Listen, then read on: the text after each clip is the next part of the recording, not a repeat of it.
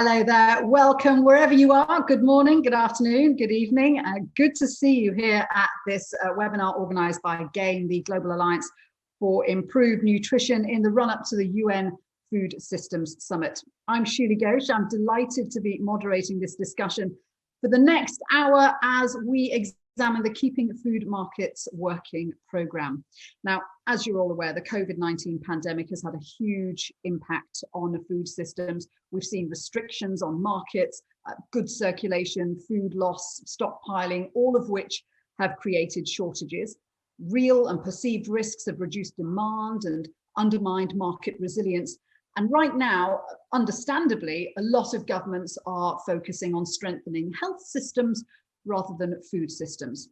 So today we're going to discuss how we can give support to food systems workers. How do we support small and medium businesses in order to keep fresh food markets open? And some of these ideas, of course, can also form part of the changes going forward as we try and build back more efficient, more sustainable food systems. So my speakers today are experts in their field, and together we're going to be exploring some of the challenges and some of the achievements of the Keeping Food Markets Working programme. I'll be joined by Saul Morris, the Head of Programme Services at GAIN, Diogo Navarro, the Programme Manager, Keeping Food Markets Working, and we'll also be hearing from Melissa Hisco, the Deputy Director of Nutrition at Global Affairs Canada. Now, during the course of the next hour, we are also going to be inviting questions from you, the audience, which we can put to Saul and Diogo. They're preparing themselves to be in the hot seat. If you have any questions or any comments, please put them into the Q&A box on your screen, and we will get through as many of them as possible.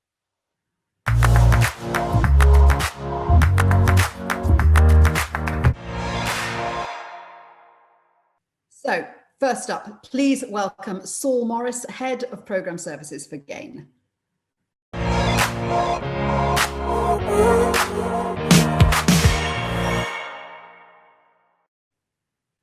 Saul, thanks for joining us. So let's first start with an overview of the impact of COVID-19 on food systems. What have you found and what has been GAIN's response?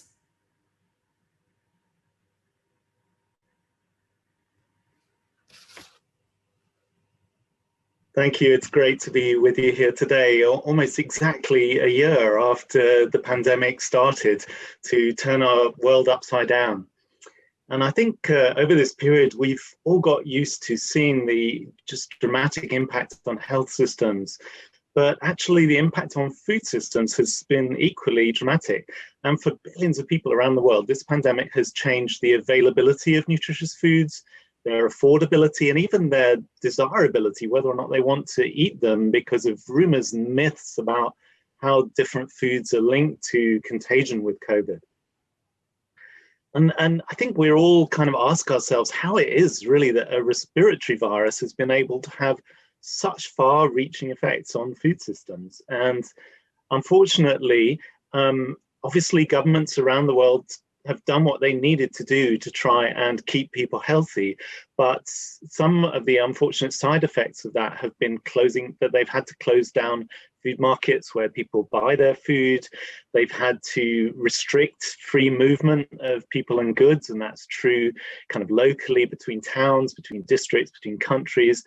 And all of these things that they put in place for very good reasons have caused a lot of disruption. And at the same time, people's livelihoods have been impacted throughout the world. And just to give, there are so many examples I could give of that, but just to give you a concrete example, in Bangladesh, between March and August of last year, household incomes fell between 20% over that period of time.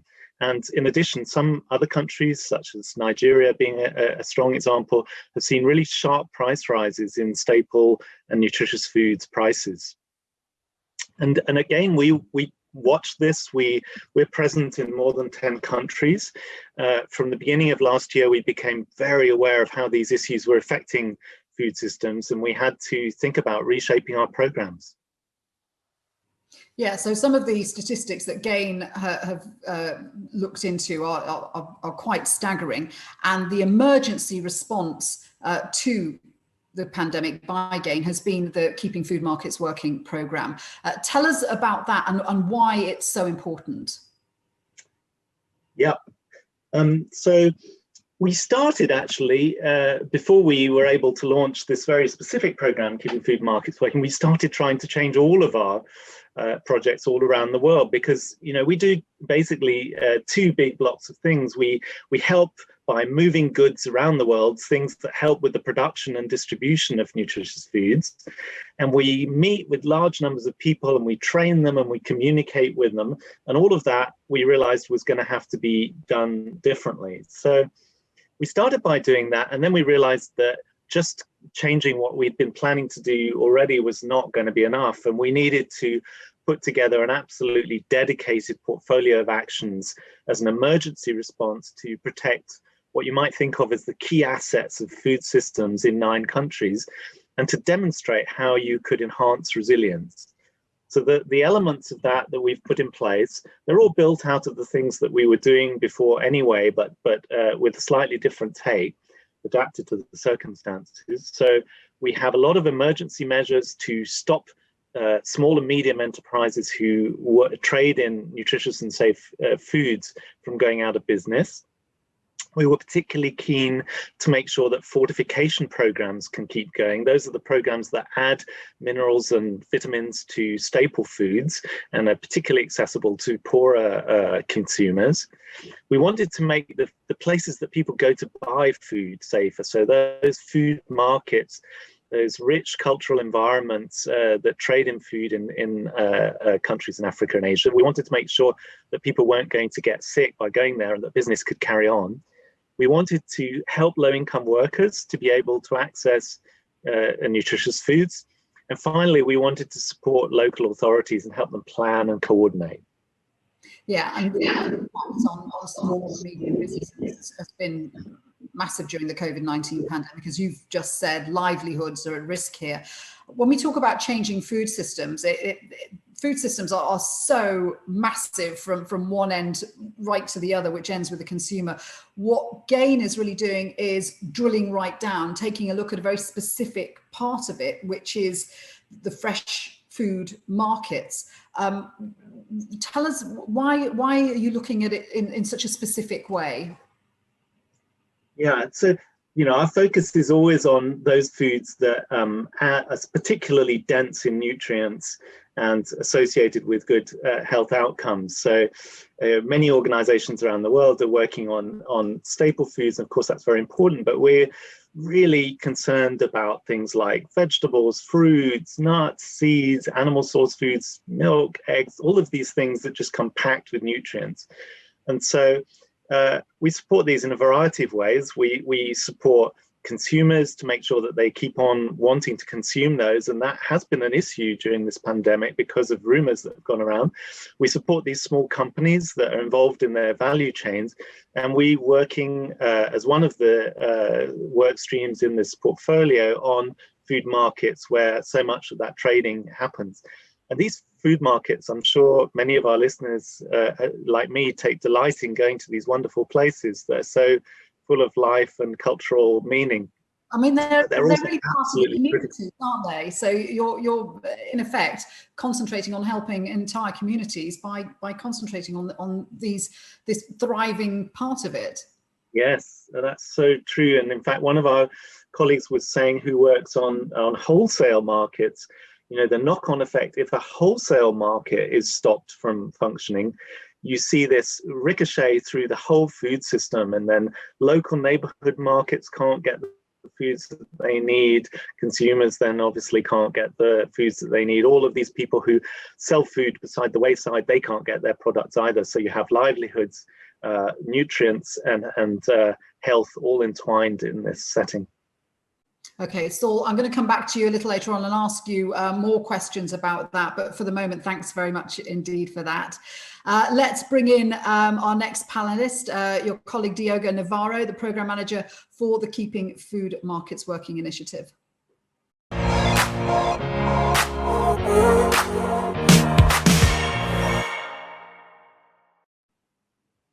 So Diego, you're at the heart of this, and we know that the initiative works on various work streams to try and keep affordable and nutritious foods flowing in markets across Africa and Asia. Tell us about the key challenges that you've seen as we've progressed through the pandemic, and the key achievements. Okay, thank you. Thanks a lot. Sorry, do I run the presentation now or? Yes, please do. Please show us what you've got. Thank you. So thanks everyone. My name is Diogo Navarro. I'm based in the Mozambican office, for GAIN office in Mozambique. And I'm going to just give a brief presentation from our program. And I think it's a big thank you for everyone that is involved. Either if it's from GAIN, either if it's from involved with our partners or not. So our aim is to assess and address the challenges that food system faces via established mechanism with low transaction costs and working with trusted partners to build powerful alliances. The focus of the program is to mitigate risk of economic collapse of food systems so that nutritious and safe foods remain available and sustainable. We have existing networks and partnerships with SMEs and policy stakeholders in all the 10 countries involved in this initiative. We are general support through SBNs and alliances is being given while sharing knowledge and advice, not only to these countries, but disseminated globally as well. KFMW built a pooled fund of more than 7 million, supported by 8 donors partnerships that acted immediately and injected funds for this initiative, to whom we are extremely grateful. But I must mention that there is a 9th partner, they are the countries, definitely.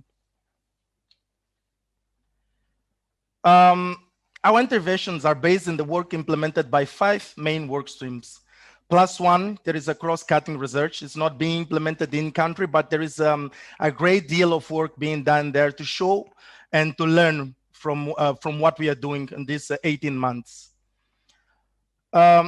Grants and emergency business guidance for SMEs, already providing safe, nutritious foods is the first work stream.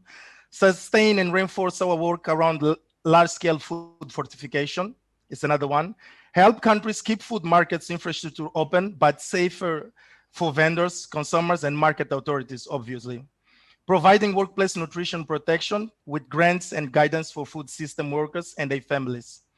And for governments, we are providing advisory and practical support to help keep critical coordination mechanisms functioning and help food system keep working. And as I say, the last one, it's a cross-cutting research to support the initiative. Workstream 1.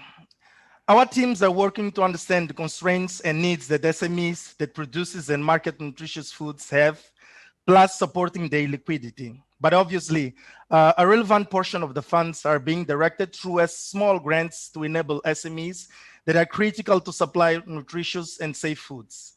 Plus, we are on the verge of starting online trainings on business resilience. Plus, in addition, we are going to provide technical assistance. All trainings and support are designed to address the diverse needs of both male and female entrepreneurs. Large-scale food fortification. This is one of our most important programs to date. It is what we see as an effective means to meet population nutrients needs.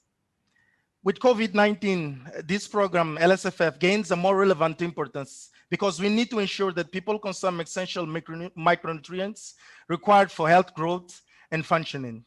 It will be a shame to see all of our LSFF efforts ruined by COVID-19 crisis. As an example, we were able to convince the Mozambican governments to introduce a GAIN premix facility in country to support the availability of premix through establishment and supply of potassium iodate. In Tanzania, another country that is from this workstream, it was mostly to stabilize supply and keep fortification programs operational. Working with governments of Egypt and Pakistan, we expect to strain their fortification efforts. Although Pakistan, we are still starting our work there. On food markets, we are assessing with local government and market authorities to identify and support with immediate equipment investment. We are conducting bi-weekly surveys by local teams trained to collect data that will help us determine urgent risks and opportunities to improve the food and health safety of informal markets. I mentioned food prices, how they are fluctuating in the country, even existence of nutritious foods in the markets too. So this data is being shared in bulletins that are disseminated to market stakeholders. Guidelines in how to manage COVID-19 in food markets so that the markets can be safe and resilient were developed recently. We are now conducting market infrastructure audit that will address two issues related to how live animals and the meat sale is being managed in these markets. Finally, we expect to conduct a pitch with all countries under this work stream and choose two from the markets to receive support to implement a smart market. Around workforce, work stream 4, by investing in the nutrition security of workers in the food system, the goal is to promote food and nutrition access for key workers. But overall, this team is providing emergency advisor and technical support to address areas of advice and practical interventions. But similar to our work around SMEs resilience, we are providing grants to companies to maintain or provide short-term provisions of nutritious foods to 50,000 workers. Policy making. This work stream, in my opinion, it reinforces all other work streams. All the work that is being conducted in the other work or 4 work streams must be reinforced with our work on the policy making. So in each one of the work streams, there is a great deal of policy making and coordination during this pandemic that we expect to lead to change in food systems. We've hired 12 members to build an expert advisor panel to give direct support to local governments with their decision making regarding urgent needs in each country. So we want them to make decisions that are effective and efficient. So from these 12 members, 2 are from each country and 6 are global experts from food systems, private sector, public health, and gender too. The last work stream, cross-cutting research. As I must say that this initiative is being supported by 2 main components. One is the internal knowledge generation for the initiative that consists mainly in gathering evidence to answer research questions relevant to our work. And the last one, standing together for nutrition, it's a contribution to global evidence, building on the effects of COVID-19 on nutrition and food consumption. So we expect to inform to government and other stakeholders how COVID has impacted children's economy and society too. As the last slide, I was a bit confused on addressing challenges and opportunities because, in my opinion, challenges and opportunities should be viewed as similar on this situation around COVID pandemic. Take the LSFF example in Mozambique and Tanzania. We've been fighting to supply directly in country potassium iodate and make that micronutrient available for all producers, because one of our key advocacy challenges is to tell them that they must fortify. But the pandemic showed an opportunity of quickly engaging with governments and establish a grain premix facility to give a huge push to have the associations plus government leading the process in country. So new types of business strategies can come from this. I can name digitalizing operations, and there is a growing sense that alliances are the best strategy worldwide if we want long-term solutions. So, over from my side. Thank you. Diego, thank you. That was a very comprehensive overview of the kind of work you're doing. Let me pick up on one of the things that you said. You mentioned that one of the ways forward was the development of smart markets. For those of us who aren't cognizant of that, explain what you mean. What is a smart market and how does that help? This is very interesting because it's growing. It's an idea that we are building on. Smart market, in my opinion, and I know Sol will have a similar but a different opinion at the same time. Smart market, in my opinion, is to give an opportunity that all parts can give the intake on what is better for their market. Vendors, they have an idea, local governments and market authority. In my opinion, is to make us to provide sustainable energy, is to make sure that live animals and meat sale is being managed in an appropriate way, receiving guidance from the proper experts on this, is to give an opportunity of these markets to grow in terms of even digitalizing payments, even sending data information to ones that want to buy food. So smart market is a product of each country and must be something that they need to develop, and we are here to support on that. And there are great looking at how to tailor solutions to individual regions, because there's not going to be one size fits all, is there? So how are you looking at what works best in any given environment? Definitely not. And when I started to discuss alliances, I think it's the key, is the gathering, is to sit with governments, is to sit with other stakeholders and discuss. We have been conducting assessments to understand what countries needs, what governments think that they need to change. So we are giving support on that. And I think that point about stakeholders and who else needs to be involved is really important. And I am going to circle back to that. But fortuitously, Diogo, for the moment, thank you very much. Fortuitously, our final speaker, who we're going to hear from now, is a government voice. Melissa Hisco, the Deputy Director of Nutrition within the Global Health and Nutrition Bureau at Global Affairs Canada. Sadly, she can't be with us live, but she has very kindly agreed to answer a couple of questions for our panel.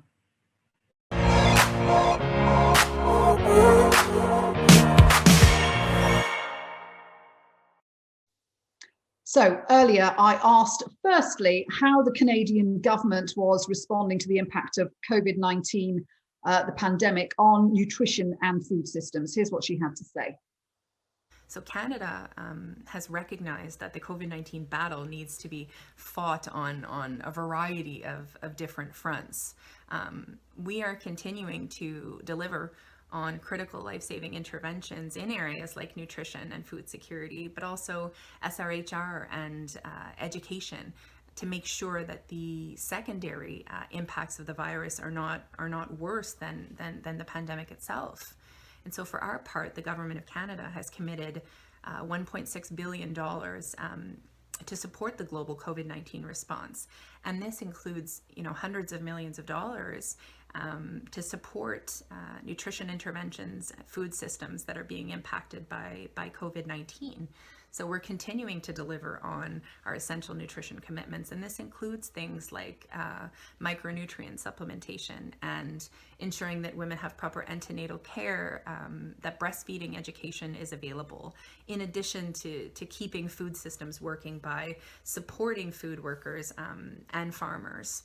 And so while it's been a challenging time for governments, for all governments, with increased demand on resources while we fight the virus at home, it's clear that nutrition is not a sector that can wait for intervention while we eradicate COVID-19. We know that malnutrition rates were increasing prior to the pandemic. We know that the effects of malnutrition are lifelong and are often intergenerational. And so the cost of inaction on nutrition is steeper than the cost of action, which is why in December of this year, the Minister of International Development for Canada, Karina Gould, hosted, together with the Minister of Health for Bangladesh, a Nutrition for Growth Year of Action event, which mobilized over $3 billion globally for nutrition and kicked off a series of events designed to keep nutrition high on the political agenda. Canada committed $520 million to nutrition-specific interventions at this event over the next 5 years, and indicated that we are prepared to do more to fight this looming food security and malnutrition crisis. We hope that the December launch event was really only the beginning of a cascade of critical pledges to nutrition. And we're committed to working with a variety of different stakeholders to fight the impacts of COVID-19 on nutrition. And we encourage others, including other governments, to join us in our efforts. Secondly, we asked her about the looming economic crisis that's being caused by the COVID-19 pandemic. We asked her how governments and policymakers can alleviate the burden on small and medium businesses and address the disruption that's been caused in supply chains. Here's what she said. Well, there's a few things I wanted to share with you today, 6 of them, I think. So the first is broad, but I think it's important, and that is to continue to champion the food security and nutrition dimensions of this pandemic, and champion it at various different international and multilateral meetings and in different fora, help other government policymakers understand the impacts that this pandemic is having on nutrition, and highlight the effects that backsliding on some of the development gains that we've achieved can have on both human development, but also on economic development. I think the role that food plays in building immunity and protecting against illness is really critical and needs to be well understood. So that's the first thing. The second thing, of course, is to advocate for open and predictable trade. So it is critical to keep food supply chains going and keeping prices stable both during and after the COVID-19 pandemic. I think Canada has been fairly vocal around this, about the need to reduce COVID-19 related restrictions, particularly on the movement of agricultural inputs, but really on food more broadly. So I think continued and sustained dialogue in various different forums like the G20 or the World Trade Organization, among others, are really important to ensure that some of those restrictions that were originally imposed in the beginning of the pandemic are not repeated. So that's 2. I think the third thing is really to work toward more equitable and inclusive food systems right now. So when we talk about fixing a broken food system, I think a key lever here is to ensure that food systems are more equitable and they're more inclusive, particularly as it relates to gender considerations. So despite the fact that, you know, women around the world are planting the food and working the fields, harvesting the crops, cooking the meals, we know that they're earning less than their male counterparts, and we know that they're eating less than their male counterparts. And so I think governments can play a real role here by taking a gender equality lens to the work that we're doing, including supporting SMEs, which has the potential to empower women's leadership, but also to improve food systems processes. So number 4, I think would be to support livelihoods for both workers, but also consumers. So when the World Bank predicts, drops in GDP, 5-10% even, and the prices of food, particularly fresh food, are rising to the point that they'll probably be beyond reach for many, supporting SMEs means supporting workers and consumers and increasing their purchasing power. So governments can focus on social protection programs, cash or food-based transfers, which have positive impacts on dietary intake, but can also enable SMEs to purchase equipment that they need or inputs to continue food production. So that's 4. The 5th thing that I think governments can do is to enhance health and safety protocols. So this is really critical. I think governments can help alleviate the burden on SMEs by increasing their capacity to adopt stronger health and safety protocols for selling food in markets, but also for handling food all along the food supply chain. And I think a key focus is also keeping workers themselves healthy and safe, and making sure that they have the appropriate PPE or other safety equipment that they need to do their jobs. And lastly, and I'll finish here, I think we need to support the generation of good data. So from a government perspective, we're in a really tricky place right now. And in order to make good policies, we need to have good data. In the nutrition space, I think we're looking at a global data gap. there is a real need for real-time or near real-time evidence-based data for decision making. And with big global moments happening like N4G and the Food Systems Summit, I think it's a really critical time for governments to coordinate action to address this data gap. So I'll stop there. Those are my 6 things, but wanted to express a quick thank you to GAIN and the webinar organizers for having me here today to speak. Canada's really pleased to be supporting GAIN's Keeping Food Markets Working project. I think it's a really important effort to sustain access to nutritious foods and safe food for consumers, and to maintain the livelihoods of market vendors and food workers. So we're very proud to be part of those endeavors. So it's been my pleasure to speak here today. Thank you. Some really important points there. That was Melissa Hisco, and we do thank the Global Affairs Canada for taking the time to answer those questions and take part in this panel. So we're going to bring back in Saul and Diogo, and just a reminder for you, the audience, this is your opportunity to put some questions to them. And also, if you have any comments or any ideas that you want to share on how food markets can work better, please do share them and we'll get through them as far as we can.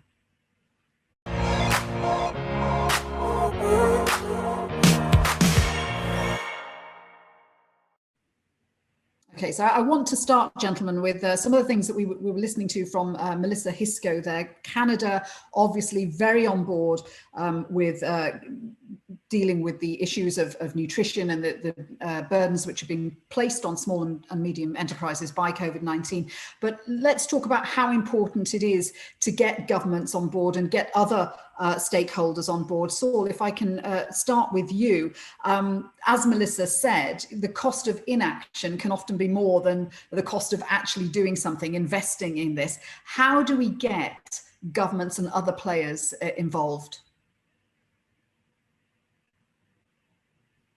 Yeah, I mean, I think this has been such a shock to the system all around the world that, in fact, we have been able to make the argument that it's really important to get involved and support actions to take mitigating measures. I think one of the challenges has been that perhaps every person sees a food system from a different angle. It's like the famous elephant that you see from one angle and you think it's one thing, and you see it's a trunk and it looks like something quite different. And it's been pointed out that the fact that people rarely have a view of the whole of the food system has led to some really quite distorted policy measures that have actually occasionally made things worse. So very well-intentioned efforts to try and reduce the risk to people, because they're not rooted in a deep understanding of how all the different sectors of food systems work, have been problematic.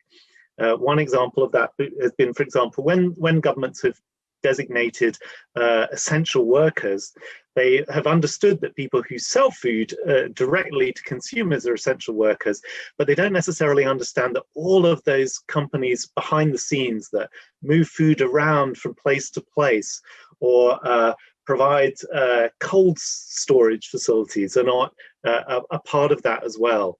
So I think we're quite optimistic that this has been, because of the shock, it has brought governments a much clearer understanding of the fragilities of their food systems. And as they move towards the Food Systems Summit later this year, they'll be really interested to take part in that and make commitments to improve things on the ground. It seems strange that something good could come out of such a traumatic experience for the whole world, but we're optimistic, and that later this year we'll see deep commitment from governments, and they're already beginning to show that in some of the fora that are bringing together under the Food Systems Summit. Yeah, and let's hope that continues. Diego, what's been your experience, and how important is it to get other partners on board? This is something that you were talking about, different stakeholders and different sectors. Thank you, Shirley. When Saul was explaining, there is something that he said that really made me reflect on. I think in the food system, everyone sees where its own sector ends. You know, I am a vendor. For me, the food system ends when I sell my product. It's enough. You know, either if I am a salesman, if I'm working in a market, or if I'm producing in my company. So COVID-19, it's something that it's very interesting because it makes us not think on it's their problem. It's our problem. So it's our problem. If it's our problem, it's easy to sit and discuss, you know. But there is something that Melissa said that it's very important, the quality of data. One of the things that we are doing under KFMW is try to not invest on things that will not last long. You know, we want to think on the longer term. So although this is an emergency program, we have a great deal of work with governments, with stakeholders, with direct partners, where we try not to make decisions without a concrete agreement between everyone at the same time, everyone being on board. So I think that this is the right time, as Sol said. We have the Food System Summit, and there are many conversations happening with everyone. It's not only behind the scenes. Now the conversations are clear. Everyone is on board. I'm part of the Action Track 5, where we are trying to feed from the other 4 action tracks. And I see that we have young people from all over the world involved. You know, it's the first time that I'm seeing that. You don't have to be a specialist to say something. You know, I think this is the right moment, and this is the year where I'm not going to say things going to change, but at least the kickoff can be 2021. That was a really interesting point you made there about young people saying something. Because we've had a few conversations now about food systems, and one of the things that seems to be coming out is the role of the youth who want to take control over how food is produced. Is it environmentally friendly? Is it nutritious? Do both of you gentlemen agree that when it comes to changing the way we operate our food systems from start to finish, the youth, the voice of the youth is going to be quite significant in that? Definitely, absolutely. I mean, again, we have a whole program on adolescent nutrition, and a deeply held belief that all of those interventions need to be designed and led by adolescents themselves. And me and my generation, we're the ones who've messed things up for the world. And it's the younger people, even younger than Diogo, who have to take hold of the reins for the future and show us how things can be done differently, and bring their clearly deeply held concerns about the environment, which is a core element of how we go about transforming food systems, and health and community, and all of those things that are important to youth segments to the fore as we design that. And as Diogo was saying, it's really encouraging to see that in these processes like the United Nations Food Systems Summit, there is a mobilized set of young people who are absolutely prepared to put their all into it and to bring creative solutions and networks to the fore. I want to bring in some questions from the audience. Now, we had quite a few questions submitted by social media earlier on. So this is one of the questions that we had. This is a question which was submitted by Asiat Magomedova from Médecins Sans Frontières, MSF, based in Lebanon. This is her question. Hello, I'm Asiat Magomedova, working currently with MSF in Beirut, Lebanon. I want just to understand a bit how can we address the food shortage that coronavirus crisis could provoke around the world, especially when the perishable goods get stuck in customs due to the national restriction measures. Thank you. So just to repeat her question, how do we address food shortages caused by the COVID crisis when perishable goods are being stuck in customs because of the restrictions? Diogo, do you want to field that question? Thank you. I see this question in with two different answers. First, I think it's being done not only by GAIN. We know other partners they are doing. It's supporting strategic SMEs that are and that keep delivering nutritious and safe foods. we must not let these companies fail, because we will be failing with to the food system. This is one option. Regarding restrictions, regarding borders and this kind of aspects, I think Melissa spoke about it. When she said advocate to keep trade open and find the right balance. Of course, governments, they must take action immediately. If we are thinking on a health perspective, that's why we are closing everything. We are shutting down the system. But obviously, as the ones that have data regarding what is happening to nutrition, they must sit with governments. They must discuss in a policy making perspective, because as you know, governments, they don't have all the data. You know, we need to make sure that we support their programs. We support the understanding of what is happening with the food system. So I say that for me, gathering, working with them and deciding with them, along with them, or perhaps supporting their decisions is very important. And just to finalize, we've been supporting markets, we've been supporting SMEs now with guidance in how to manage COVID. So maybe we should think on guidance in how to manage borders and how to manage, you know, when we are trying to send food, we are trying to send goods to other countries, because this needs to keep flowing. So we cannot stop the flowing of business. Okay, Diogo, thank you very much for that. Here's a second question we had submitted via social media earlier. This is a question from Joanne Kihagi. Now, she is a communications specialist in Kenya. Kenya was 50%. It was 40% for Tanzania and 47% for both Nigeria and I believe Bangladesh.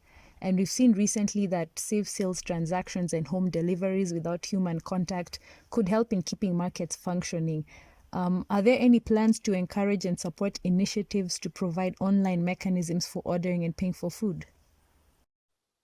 So this is a question about digital technology, online technology. Can that be used to order and pay for food? Saul, would you like to answer that one? Yes, that's a great question. I think looking at the data that's coming out of various countries, it's been really clear that one of the big impacts of the pandemic on the food system is this huge increase in online purchasing. And that's both true for groceries and for prepared food. And we see that mostly in Asia, but I think there are locations in Africa that's true also. And I think one of the things that's important to be clear is that this is a trend that's here to stay. This is not going to go away. So it's almost embedded in the market. It's going to keep growing and developing, frankly, whether we support it or not. But what we've seen in GAIN is that some smaller companies especially really struggle to respond to that demand for online purchasing. And we did a survey recently with our GAIN partner companies, 300 plus, and we found that a full half of them actually were explicitly asking for assistance with digital marketing, for example, and over a third of them wanted help to develop online platforms. So there's really demand out there from food companies to be able to switch some of their operations to digital. And that is part of the technical assistance that we provide to small and medium enterprises. We're particularly interested in what they call digital marketplaces. And these integrate the whole suite of different players. So it could go all the way through from production right through to the final consumer. And the great thing about these digital marketplaces, which are beginning to become quite common in India, and we think could be important elsewhere as well, is that they foster shorter supply chains. So that's great for resilience, great for the environment. They eliminate middlemen who are quite a scourge in some of these markets that we've been talking about. They take a huge cut and they prevent producers from getting at customers. And these digital marketplaces can raise quality as well. And so we're starting to work with companies doing this in various locations. And finally, I think digital payments is a key intervention, and especially thinking of some of these food markets, again, that we were talking about. It reduces dangerous proximity, which obviously leads to transmission of COVID-19. And it also eliminates some of the handling risks around cash. So for COVID specifically, it's a very important thing to work on. But for vendors, it's quite risky because customers can reverse payments. And this is an issue that our policy group is starting to grapple with in Kenya, and I think really worth trying to push forward. Yeah, some interesting work going on there. Let's take another question from the audience. This is an interesting one. This is from Dr. Stanley Zlotkin, who makes the point that there were lots of predictions at the start of the pandemic that one of the issues with the impact on food systems would be malnutrition in children. Does GAIN have any actual data on how children being affected by malnutrition? Have you got any examples? Who would like to take that? Saul. Yeah, so we've been involved in the Standing Together for Nutrition initiative, which has been a modeling exercise trying to estimate how many additional children might suffer from wasting, which is a form of malnutrition where the child becomes very, very thin, distressingly thin, and also has attempted to estimate impacts through that pathway on mortality. And that exercise showed that there was a real chance of 6.7 million more children becoming wasted, which is a really horrendous burden of extra ill health in the world, and hundreds of thousands more deaths as a result. Now, I guess the question is, that was a modeling exercise. Do we actually know now, are there live results coming from different locations showing us that that was true? I have not yet seen that. Obviously, the normal process for this kind of data to filter through to from villages on the ground up to big publications and international organizations takes years. So we're still only a few months into the deep impacts of this. So I'm pretty sure that in months and years to come, we'll begin to see that this is truly bearing out. All the signs are that that would happen because we know that health systems have been not able to provide the normal services that they provide, and we know that nutritious foods have just become unaffordable to poor families. So sadly, I can't see any way why that would not come to bear. So we could see statistics on that coming out in the future. Saul, thank you. We have a question about food fortification. Has anything changed in the KFMW's program's approach to food fortification? Diogo, I know that this is one of the things that one of the work streams you're looking at. What is happening with food fortification? Because some governments have been trying to cut back on that or restrict investment in that. What's the situation now? Now, it's very interesting that in the 4 countries where we are working under World Stream 2, there is a large-scale food fortification. So Mozambique, Tanzania, Pakistan, and Egypt. The 4 governments are on board. They understood the necessity. They understood that we could not cut what we've been doing, for the past decades. Large-scale fortification is a very interesting program, but at the same time, it's difficult, because you need to convince producers. You have, I will give you an example of Mozambique, because it's where I worked on this project here, and I can tell you that, for instance, around salt iodization, you have more than 400 salt producers. And 80% are large-scale salt producers. So you need to tell them and explain to them that is very important to iodize their salt, but they didn't have access to iodine. Government tried as much as us. We've been trying, and other organizations, but it was difficult. So I can tell you that the pandemic opened their eyes in terms of the importance of softening some measures. So we could enable the environment in Mozambique and Tanzania, we supplied, and we have in place our GAIN Premix facility procurement process that is now micronutrients are accessible in country. And I can tell you that both governments, they were obviously on board by the beginning, but it was difficult to have this in place. So in Pakistan and Egypt, conversations were going around because they are still in the beginning of the process. They need to structurize the monitoring framework. So this is being done with our partners, Food Fortification Initiative. But I must say, government are on board, and they understand the necessity of that. So I think it's a good moment for fortification. I will just joke and say we need more money for that.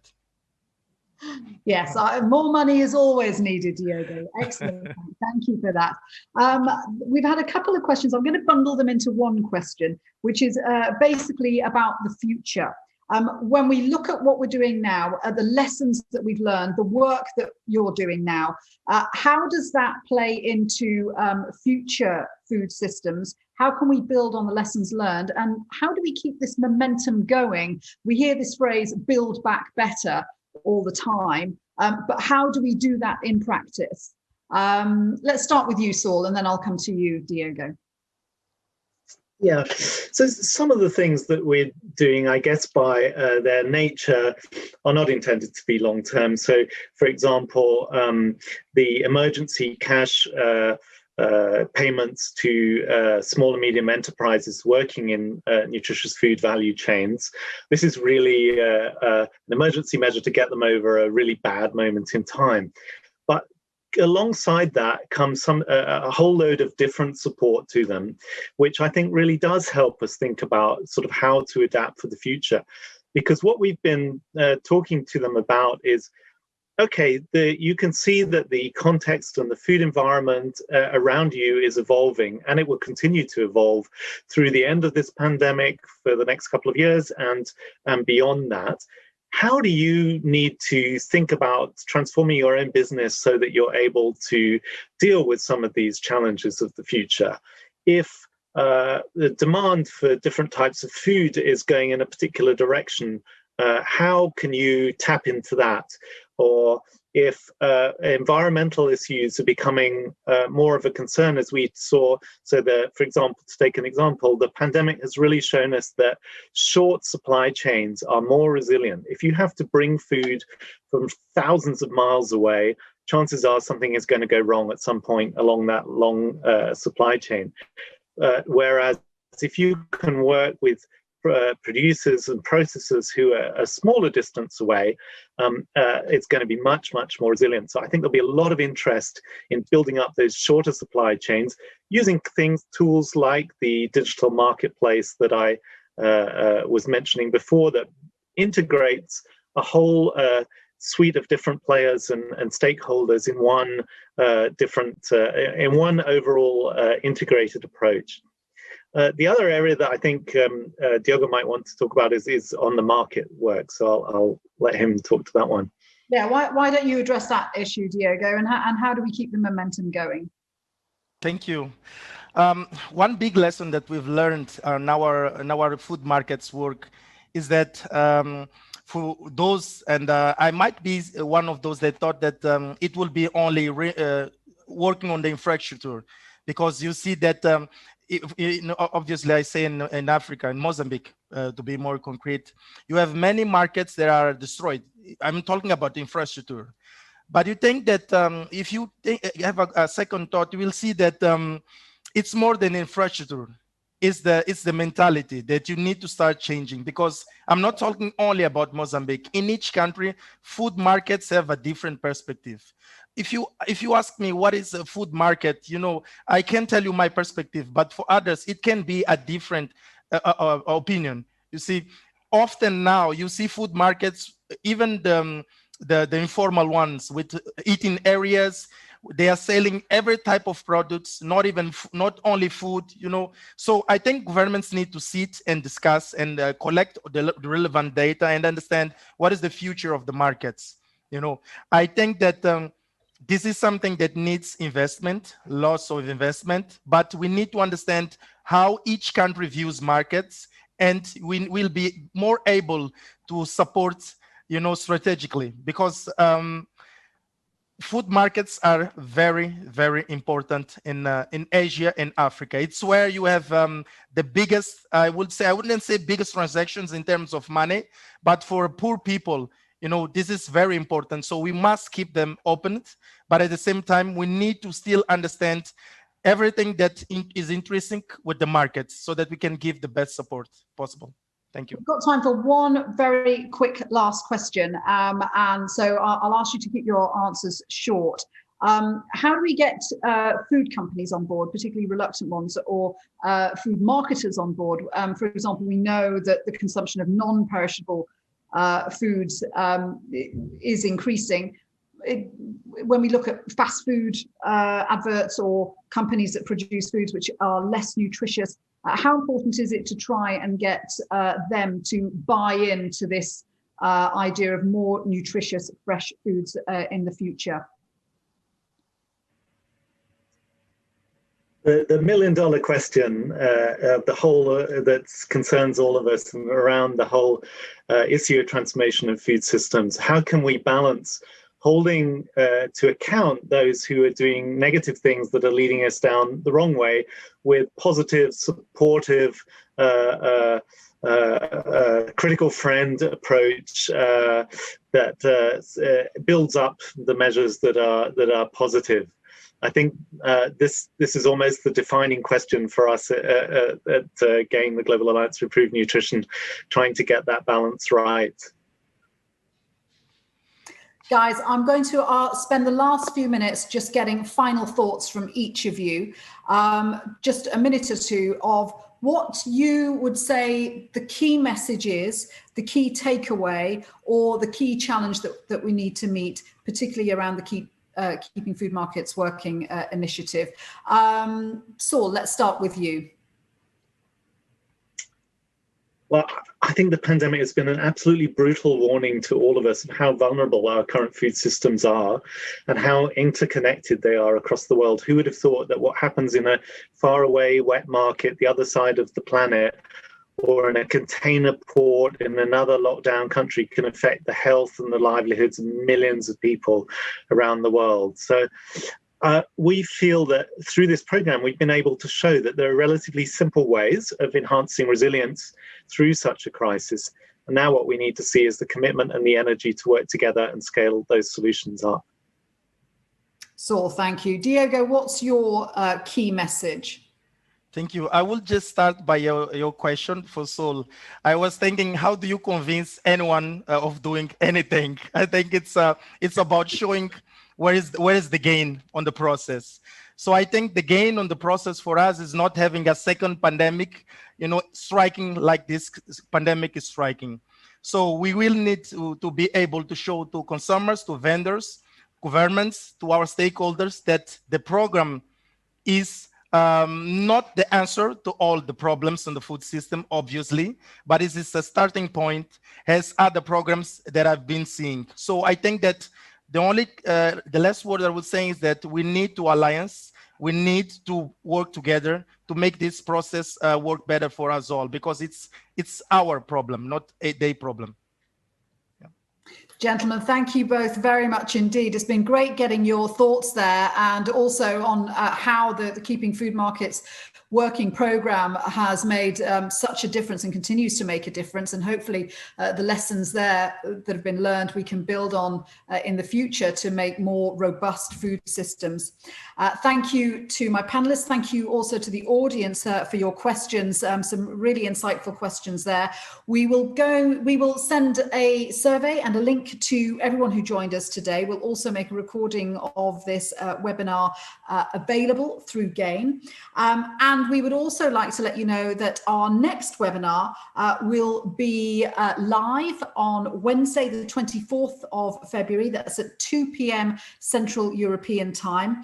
And that will be on a discussion around building our markets forward better. So this is some of the things that we were talking about. How do we take the momentum momentum forward. So building our markets forward better. That's next Wednesday, the 24th of February at 2 p.m.